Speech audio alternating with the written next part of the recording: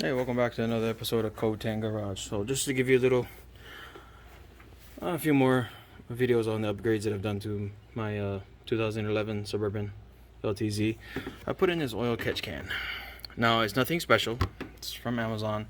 It was like I want to say 30, no more than 35 bucks, I think. So the way I have it run, I have this hose right here going back to the breather over there at the back, and this hose right here going to another breather back over there. Took out the alternator to do this. I have a T, just a little plastic T, you go and you buy from Amazon, Napa or local hardware or parts store. When you hook that up and then got the line running straight over to the catch can right here. Now the way I have it run is this is just going straight inside. You could have it run several different ways. One coming inside over here, and then this over here going back into a breather line back over here. So you kind of have it sucking in one going into the can, and then another one sucking out clean air. Oh, hey, looky there, battle scar. And then going back into the motor, which would be back into your intake or anything like that. So one of the ports that goes into the intake is right here. I got that capped off, and then on the cold air intake I got it capped off over here.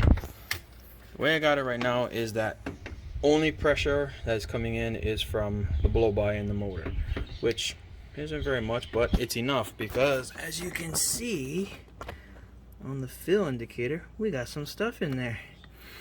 And that stuff is what goes inside your motor. See, that's no.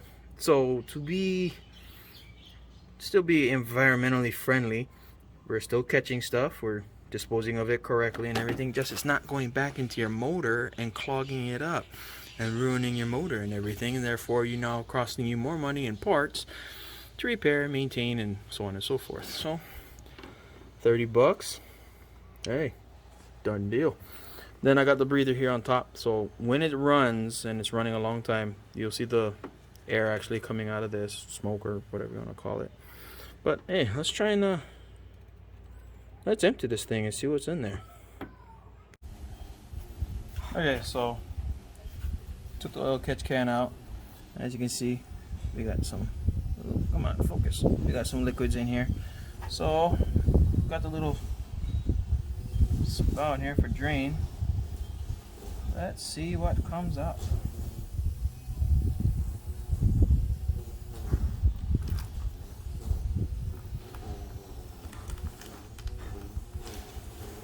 Sheesh.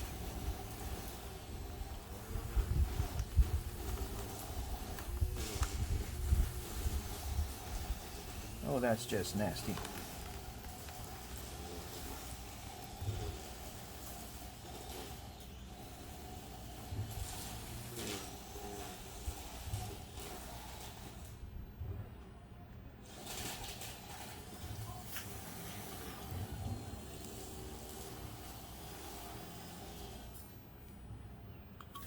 That's pretty gross. Yummy. Oh man. Honestly, didn't think that much would come out. I've run this maybe now for close to maybe 3 months or so. And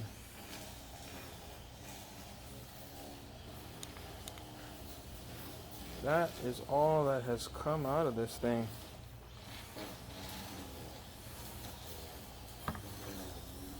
So all of that is what would be going through your intake. Oh my gosh. This is maybe 3 months.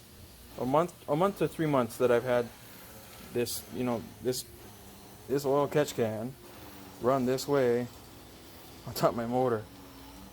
Oh my gosh. Okay, now to put this sucker back in. So all that I did These have some self-tapping screws.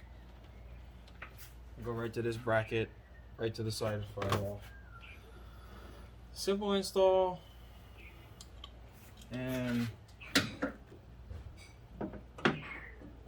hopefully, well, you saw what came out of the motor, or what came out of the dang can, so that should help save your motor and everything.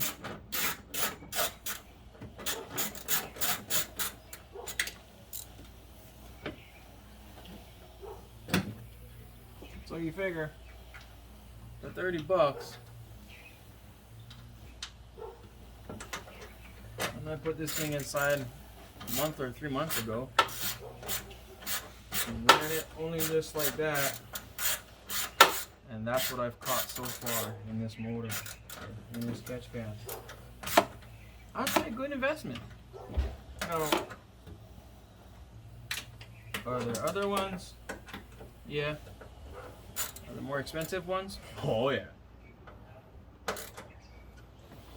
No, I am a believer that you do get what you pay for. And voila, we're back together. See how this goes. Yeah, great little product, very inexpensive, and it seems to be working. Granted, there are other ones that are more expensive, and again, you do get what you pay for. So, hey, if you want to try something simple like this as a beginner until you can save up to get a more expensive one, hey, go for it. But for now, hey, I'm just gonna run this. It's working. It's enough. If I was building some sort of show car or show truck or drag racer or something hardcore, then yeah, of course I'd put more money into it and everything, but hey, can't go wrong.